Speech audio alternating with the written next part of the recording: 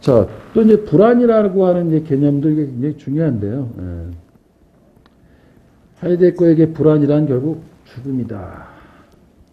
왜 불안한가, 인간은? 죽음 때문에 불안하는 거예요. 궁극적으로 피할 수 없는 하나의 숙명이, 죽음이 있는데, 인간의 유한성이죠. 필멸. 근데 이 필멸에 대한 자각을 하지 않고, 자꾸 그걸 잊어버린다는 거예요. 무서우니까. 그래서 뭐, 다른 곳에 투신하는 거죠.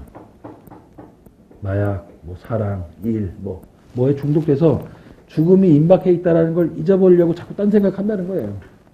이게 약자의 논리라는 겁니다. 오히려 초연하게 그걸 받아들이고, 인정하고, 이런 모습이 이제 하이데거가 볼 때는 참된 어떤 실존을 되찾는 거다. 일종의 죽음에 대한 어떤 자유가 있다. 죽을 수 있는 것은 하나의 자유로까지 보죠. 근데 여기서 이제 차이가 나는데요. 사르트르는 죽음이라고 하는 것을 선택할 수 있는 가능성으로 보질 않았습니다. 죽음은 영원한 패배일 뿐이다. 죽음은 그리고 내가 스스로 선택할 수 있는 항목이 없다라는 거예요. 네, 나는 모든 자유로 선고받았지만 죽을 자유는 없다. 이 죽을 자유라는 게 패배할 자유다. 그런 자유는 없다는 겁니다. 그래서 그 불안, 그리고 이제 자유, 이런 문제, 죽음하고 이제 문제에서 사르트르하고 하이데거가 좀 차이가 나는데, 읽어볼게요. 유한한 존재인 인간에게 이 불안감은 숙명이고 벗어날 길이 없다. 그런데 하이데거는 이 죽음의 불안을 정면으로 받아들이는 것, 이것이 이제 참된 실존을 되찾는 것이라고 본다. 이 얘기는 곧 현 존재의 근거가 무임을 인정하고 이러한 필멸에 대한 자각을 토대로 해서 자신의 기획을 미래로 투자하는 것. 자, 그래서 결단과 선택, 이런 것들이 이제 나옵니다. 이제 이 세 사람의 영향을 직간접적으로 받고 또 이 사람을 비판하면서 자기만의 어떤 실존주의를 내세우죠. 이 사르트르의 실존주의는 어떠한가? 자, 사르트르가 갖는 독창성은 바로 무하고 자유 개념이다. 아까 제가 하이데거하고의 차이를 무, 죽음 이런 것들에서 차이가 있다 했는데, 하이데거는 존재 안에 무가 들어있다고 보았다. 마찬가지로 사르트르도 역시 무가 존재의 반대가 아님을, 무는 존재에서 나온다는 것을 이제 하이데거에서 받아오죠. 다만 하이데거의 무가 죽음의 의미를 함축하는 데 비해서 사르트르에게 무란 자유다. 자유의 토대다. 하이데거는 죽음을 하나의 가능성, 즉 투기의 영역. 투기라는 건 던질 투자에다 자기의 기획이라는 뜻이에요. 그러니까 자기의 기획을 던진다. 투기. 무슨 부동산 투기하고는 좀 다른 겁니다. 한자로 따질 때 투기지만, 자기의 계획, 기획 따위를 앞으로 던진다는 얘기가 이제.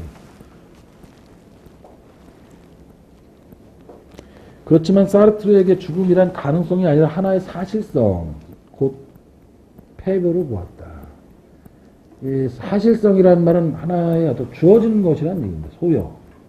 주어진 바. 우연하게 나한테 떨어진 거라는 거죠. 내가 어떻게 해볼 수 있는, 내 의지로 할 수 있는 게 아니라.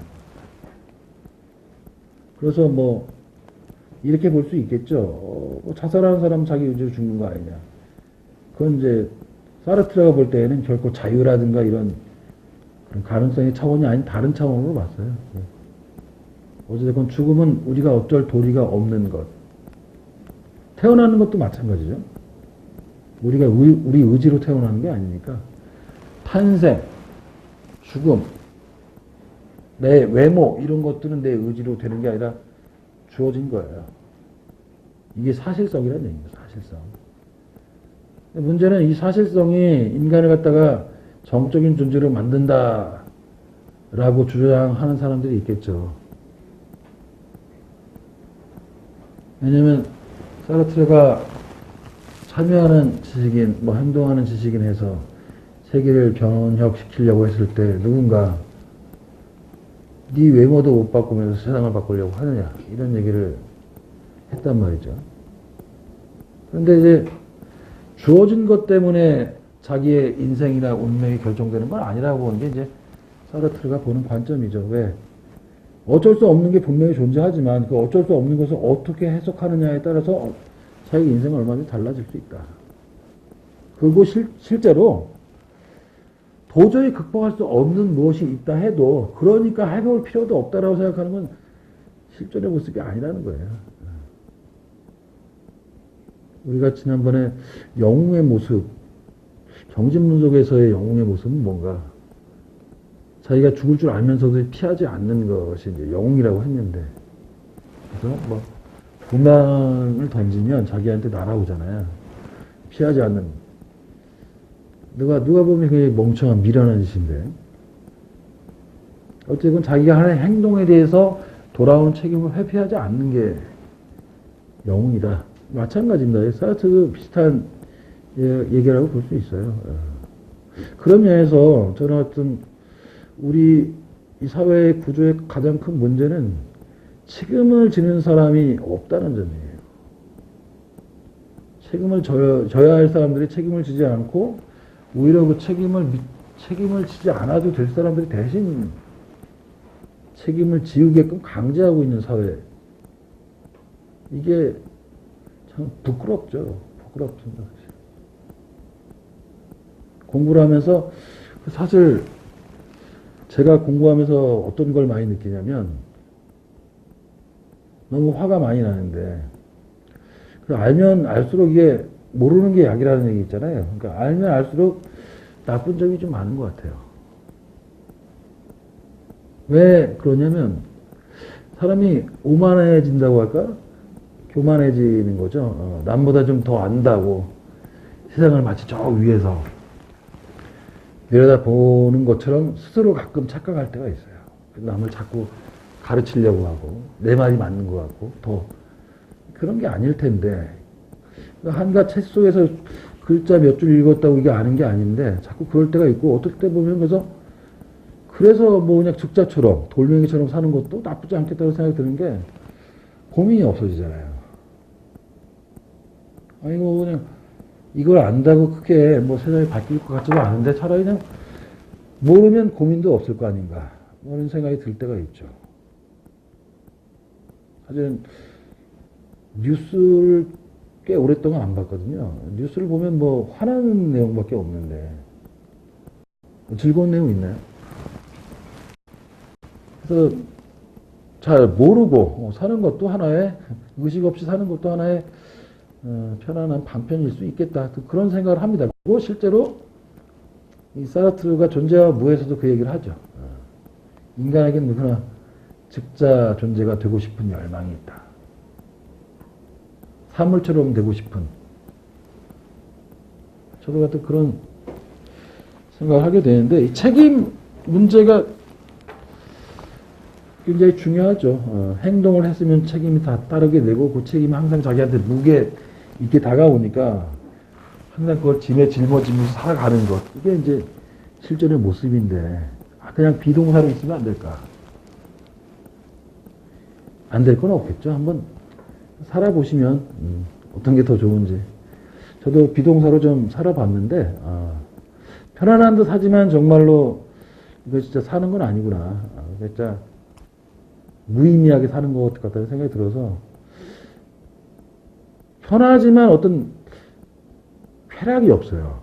단순히 편한 게 쾌락은 아니라는 걸 제가 느꼈는데 쾌락이라는 건 어쨌건 원래 편하다는 건 이거지 않습니까? 이렇게 쭉 흥분이라든가 긴장이 변하지 않는 게 이렇게 사는 거 사물처럼 사는 건데 이게 좀 있어야 될 것 같아요. 그러니까 올라가고 이게 재미가 아닐까. 그래서 이렇게 좌절도 했다가 또 한번 붕 떠봤다가 하여튼 그런 식으로 사는 게 실존이라고 볼 수 있겠고 비동사로 사는 게 이제 쭉 이렇게 가는 거죠.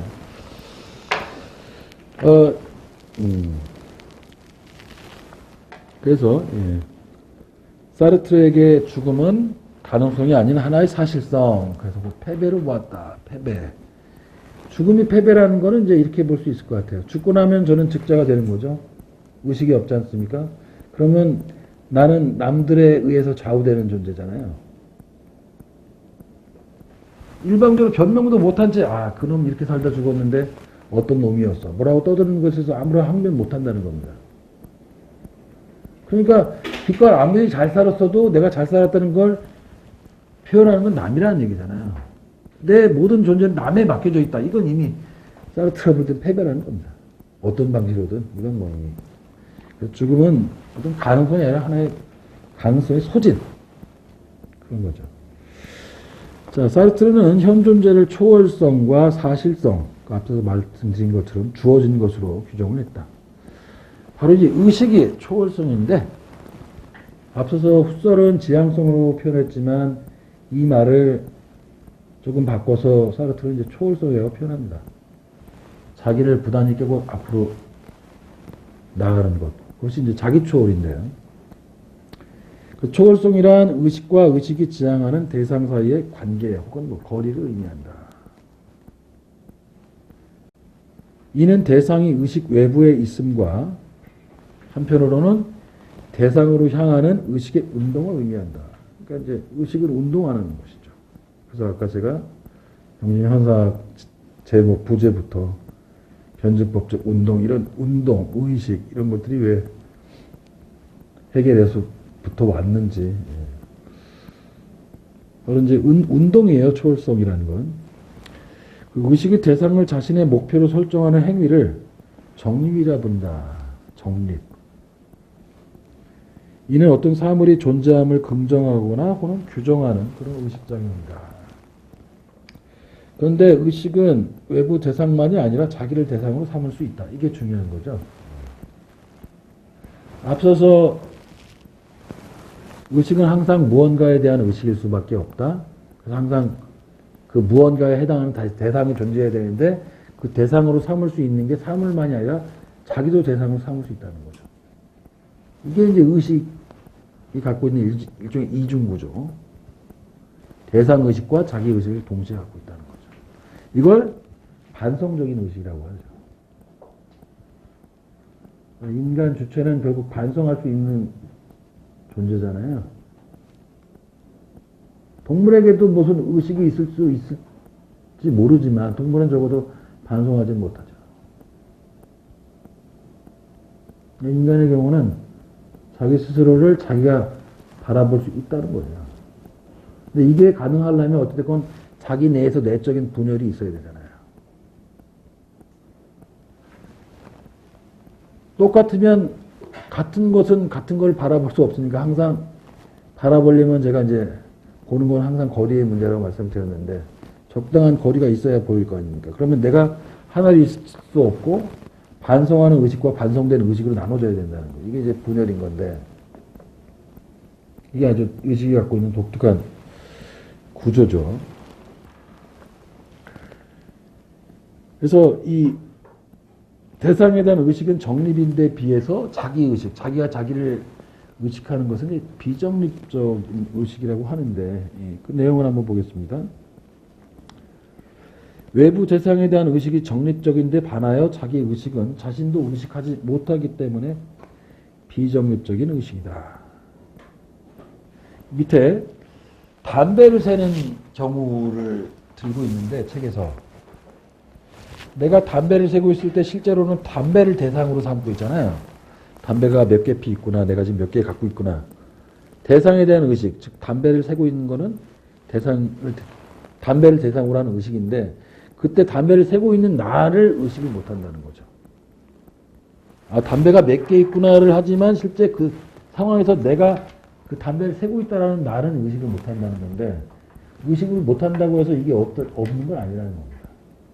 그게 없으면 아예 담배를 새는 행위가 불가능하기 때문에. 근데 이게 사실은 무의식이죠. 기본적으로. 비정립적인 의식이라는 게 사실은 이렇게 볼 수도 있어요. 물론 사르트르는 무의식 자체를 인정하지 않지만은 비정립을 우리가 이해할 때는 의식하지 못하는, 그렇지만 항상 그 기저에 깔려 있다, 이런 의미에서 무의식이라고 볼 수 있습니다. 일부러 무의식을 갖다가 좀 거부했기 때문에 그래서 이제 비정립적인 의식이라고 표현했는지 모르겠지만, 그래서 나중에 이 사람이 실존주의 정신 분석이라는 걸 만들어내죠. 사르트르가 프로이트식의 정신 분석이 아니라, 정신 분석은 현재가 있고 과거라 한다는 거예요. 과거와 현재. 현재의 행동을 이렇게 거슬러 올라와서 이것이 어떻게 현재의 행동에 영향을 미쳤구나라는 식의 정신 분석인데, 오히려 이렇게 보는 게 미래에 비추어서 내 현재를 갖다가 바라보는 것, 이게 이제 실존주의, 사르트르가 말하는 실존적 정신 분석입니다. 실존적인 정신 분석.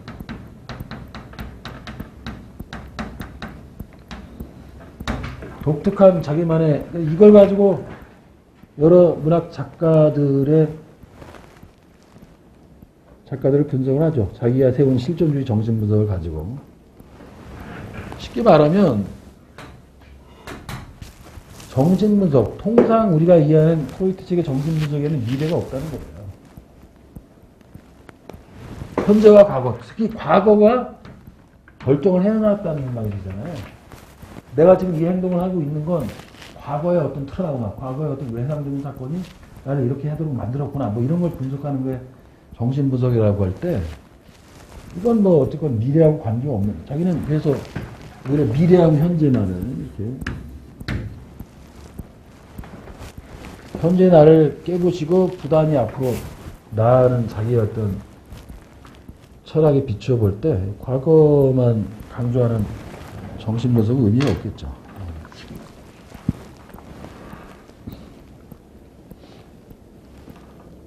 그래서 대상에 대한 정립적 의식엔 필연적으로 비정립적인 의식이 함께 들어있다. 예를 들어 담배를 셀 때의 나의 의식은 담배만을 대상으로 삼을 뿐 담배를 세고 있는 나를 의식하지는 않는다. 그렇지만 셈을 한다는 의식이 없으면 담배를 세는 행위가 불가능하다. 따라서 이 경우 내가 셈을 하고 있다는 의식에 대한 일종의 무의식적인 의식이 비정립적인 의식이다. 이처럼 반성하는 의식과 반성이 된 의식이 있다고 하면 이 둘 사이에 틈이 존재하죠. 아까 제가 거리라고 표현했던 거. 이게 바로 무라는 얘기입니다. 사르트르가 이해하는 무의 하나의 방식이 이런 거죠. 존재와 존재 사이에 있는 틈. 대자 존재가 내적인 분열을 겪어서 반성하는 의식과 반성된 의식이 있을 때 이렇게 쪼개질 때 하나의 틈이 벌어지는데 이 사이가 무예요. 그리고 이 무가 있기 때문에 의식할 수 있는 거죠. 대자가 가능하죠. 움직일 수 있는 일종의 공간이 있어야지 운동이 가능한 것처럼, 제가 아까 초월이라는 것도 하나의 운동이라고 제가 말씀드렸는데, 그 자체로 완결되어 있는 것들은 움직이지 않는 거예요. 그 자체로 자기 충족적이니까 아쉬울 게 없고, 그래서 관계 맺지 않고 움직이지 않죠. 근데 항상 이렇게 의식이 자기를 초월해서 상당 다른 쪽으로 간다는 얘기는 뭘까요? 왜 다른 쪽으로 가려고 그럴까요? 내가 만족스러우면 안 갈 텐데 만족스럽지 못하다는 건 결여가 있는 거잖아요. 채워 넣어야 될 것, 있다고 생각하는 것, 그런 것하고 관련이 있겠죠. 의식은 아까 제가 말씀드렸을 때 그 자체로 아무런 본성도 갖고 있지 않은 하나의 그냥 운동일 뿐이다. 결론은 사실은 그 안에 아무것도 담지하지 못하고 있으니까. 그래서 이 무라는 것을 여러 가지로 이해할 수 있겠지만, 무가 어떻게 해서 이제 의식이라든가 뭐 행동이라든가 대자하고 이렇게 연결되는지, 무라는 게 그렇게 이 트미 사르트르가 말하는 무다, 이 무, 즉 거리두기로 인해서 대자구조가 생긴다. 그래서 의식은 한가운데에 무를 가지며 부단히 무를 분비하는 존재다. 내가 현재의 존재에서 미래의 존재로 이행하려면 바로 앞선 내 존재를 부정하고 거기에서 몸을 빼내서 앞으로 가야 한다. 이와 같이 대자 존재의 운동은 매 순간의 부정이다. 연속이라기보단 반전이다. 끝없이 자기를 깨버린다라는 의미입니다. 자기를 부수고 새로운 되고 싶은 나의 모습으로 부단히 전진해 나가는 거죠. 그때 과거는 버려버리는 거예요. 이게 부정이고 이게 무화라고도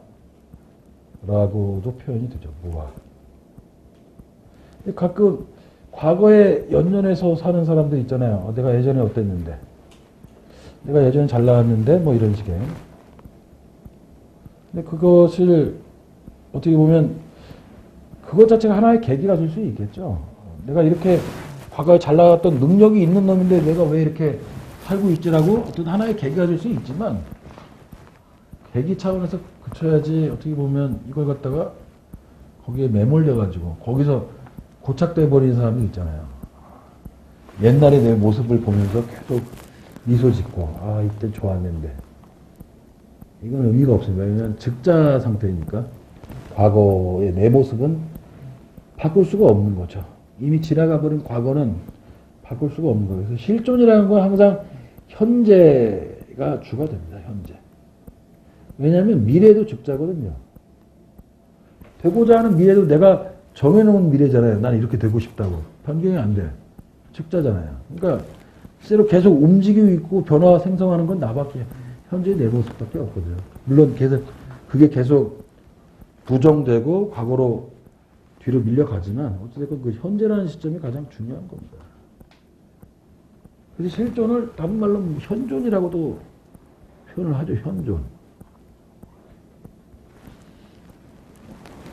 여튼 그런 거예요. 그래서 즉자는 이제 과거와 미래가 다 즉자이고, 진정한 대자는 현재의 모습인데,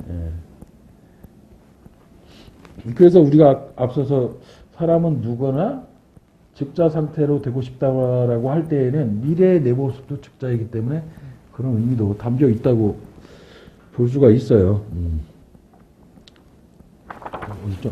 3쪽으로. 자, 그래서 이처럼 과거의 자기 존재를 부정하는 걸 이제 무화작용이라고 한다. 다른 말로 이제 이게 무시입니다, 무시. 무화작용. 영어로는 번역이 이제 annihilation이라고 해서 절멸 뭐 이렇게 돼 있는데, 뭐 실제로 뭘 죽이고 없애고 이런 게 아니라 그냥 간단히 말해서 관심 받기라는 얘기입니다. 관심 받. 이게 무화예요. 그래서 텍스트에 보면은 존재와 무의 대타 존재에 관한 장에서 이 무화에 대한 재미있는 내용이 나오죠. 누군가를 피에르라고 하는 사람을 만나러 갔는데 그 사람이 있는지 없는지를 카페에서 찾기 위해서 딱딱 볼 거 아니에요. 그때 딱딱 포착이 됐던 대상들이 그 사람이 아니면 바로 아니고 이게 이제 무화작입니다. 그 사람 아니네, 저 사람도 아니네, 저 사람도 아니네. 이때 아니네로 제거된 것들, 이제 무화의 대상이 된 겁니다. 어떻게 보면은 이게 굉장히 무서운 거죠. 무서운 겁니다. 예. 무시라는 거는 진짜 죽이는 것보다 더한 것일 수 있어요. 예. 죽인다는 건 그 사람에 대한 어떤 감정이 있는 거잖아요. 무시는 관심이 없는 거잖아요. 이 무시를 받게 되면 진짜 사람들이 극도로 이제 분노하게 되는 건데, 이 무화라는 건 달리 말하면 무시입니다, 무시. 그러니까 철학적으로 무화 뭐 이렇게 있지만 결국 관심 밖으로 이제 버려버린 거예요. 자, 즉자, 대자. 의식 밖에 있고 그 자체로 존재하는 것. 이게 즉자다. 반면 그 자체로 있지 못하고 다른 존재와의 관계에서만 존재하는 것. 이것이 의식이고 대자다. 즉자는 비동사, 대자는 이제 이그지스트. 어떤 대상이 나타날 때에만 지향성으로 존재하는 대자는 그래서 속이 비어있다. 달리 말하면 속에다 물을 갖고 있다. 반면에 즉자는 존재에 충실합니다. 속이 꽉 차 있는 덩어리. 이게 바로 이제 즉자의 이미지다. 대자가 자기와 자기의 관계임에 비해서 즉자란 빈틈없는 자기와의 일치다. 두 가지가 대비가 되죠. 꽉 차 있는 것과 비어 있는 것. 꽉 차 있다는 것, 이걸 이제 뭐 자기 충족, 남을 필요로 하지 않고, 그래서 남하고 관계 맺지 않고. 앞서서 지금 뭐 돌덩이를 예를 들었지만은 사람도 마찬가지예요. 그러니까 뭐 자기 스스로 남이 필요치 않아서 관계 맺지 않고 살아가는 사람이 있다. 이건 이제 일종의 즉자적인 삶을 사는 겁니다. 그래서 이런 사람들이 있을 수 있겠죠. 뭐 어떤 경제적인 어떤 풍요가 넘쳐서 남 없이도 살아가 이런 사람도 있잖아요. 대스타들 보면은 뭐 큰 집 지어놓고 자기 스스로 감옥을 만들어 놓고 살잖아요. 보면은 CCTV 엄청 놓고 아무도 못 들이게 하면서 집에는 오직 밥 해주는 그 파출부 아줌마만. 이게 좋은 삶이 아닌 거죠, 사실은. 이게 어떻게 보면 남하고의 관계 속에서 살아가는 것, 이게 굉장히 중요한 것 같습니다. 근데 문제는 이 관계 속에 살 수밖에 없는데 그 관계가 필연적으로 실패하고 좋지 않은 관계로 갈 수밖에 없다는 게 사르트의 어떤 문제라고는 할 수 있는데, 이 관계가 좋아질 수 있는 그런 식의 얘기들을 별로 안 하는 게 좀 아쉬워요. 여튼 인간은 어쨌든 관계를 맺고 살아가는 대자 존재입니다. 근데 여기서 재미있는 것은 즉자와 대자가 모두가 우연함이다. 곧 잉여다. 잉여. 잉여라는 말은 뭘까요? 그러니까 필연적이지 않다라는 얘기입니다. 필연적이지 않다라는 얘기는 굳이 내가 이 세상에 와야 할 어떤 이유가 없었다는 거예요. 사실은. 그건 즉자나 대자 존재인 우리 인간이나 마찬가지로 다 잉여적이고 우연한 존재인데, 문제는 그 우연하고 잉여적인 존재에서 즉자는 절대 벗어나지 못하죠. 우리는 우연하게 잉여적으로 왔지만 그렇지 않을 가능성을 갖고 있다는 차이가 있는 거예요. 가능성은 대자에게만 고유한 것이다. 그래서 사물만 즉자는 아니다. 다른 존재와 서로 영향을 주고받지 않는 고립된 존재. 그리고 변화와 생성에서 벗어난 존재는 의식이더라도 즉자 존재다. 예컨대 과거에 나는 사물과 같은 성질을 갖는다. 이는 즉자다. 또 되고자 하는 미래의 내 모습도 미리 그려놓았다는 점에서 즉자적이다. 따라서 현재만이 대자이고 과거와 미래는 인간의 삶이지만 즉자적이다. 현재 안주하는 삶, 그것은 사물과 같은 삶이다. 그래서 그것은 수동적인 존재인 것이지 적극적으로 살아내는 게 아니다. 그래서 긴장이라는 말을 많이 합니다. 긴장이라는 표현을 많이 하는데요. 아까 운동이라고 표현했던 게 또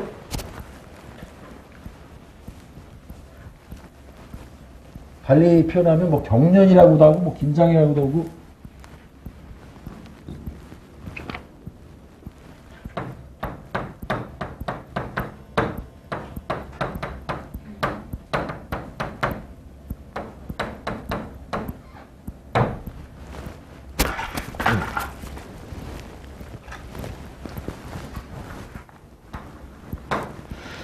이 반대가 이완이죠.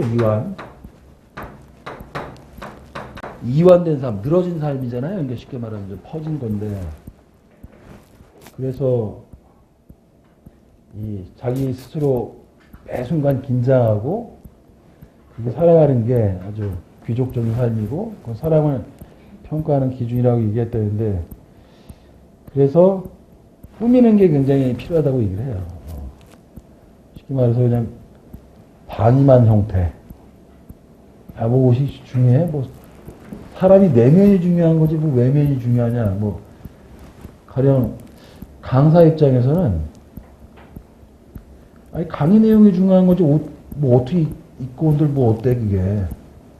라고 생각할 수 있는데, 걔를, 그 어떤 남한테 비춰지는 그 외부의 이미지조차 긴장해서 살게 되면 절대 그렇게 못할 거라는 거예요. 그래서 그 외모, 그래서 옷 입는 거, 화장하는 게 굉장히 의미를 갖는 일이다. 바로 긴장한다는 거죠. 부단히 자기를 초월하는, 좀 더 예뻐 보이고 싶고, 이런 노력이 없는 게 이완 상태고, 이 이완 상태는 좋지 못하다고 보는 겁니다. 그래서 긴장이라는 표현으로도 얘기를 합니다. 자, 대자는 자신의 내부의 결려, 곧 물을 채우기 위해 세계를 향해서 자신을 던진다. 뭐 다 앞서 설명한 거기 때문에 쭉쭉 읽어 나갈게요. 그래서 이때 대자가 되고자 하는 전체성, 미래의 자기의 모습은 결국 전체성은 다름 아닌 자기 자신이다. 대자는 현재의 자기가 아닌 다른 모습의 자기를 꿈꾼다. 그런데 앞서 보았듯이 미래의 이상적인 자기는 곧 즉자 존재다. 결려무는 인간 존재의 가장 원초적인 구조이며 조건이다. 이건 뭐 락강이 하는 말하고도 유사하죠. 락강도 이제 결핍, 결려가 인간의 어떤 존재 조건이라고 얘기했으니까. 인간은 끝없이 저편에 있는 존재다. 그러니까 저편이라는 건 미래의 내 모습, 현재 지금의 내 모습이 아닌 돼가고자 하는 그런 모습을 이제 저편이라고 표현을 하고 있고요.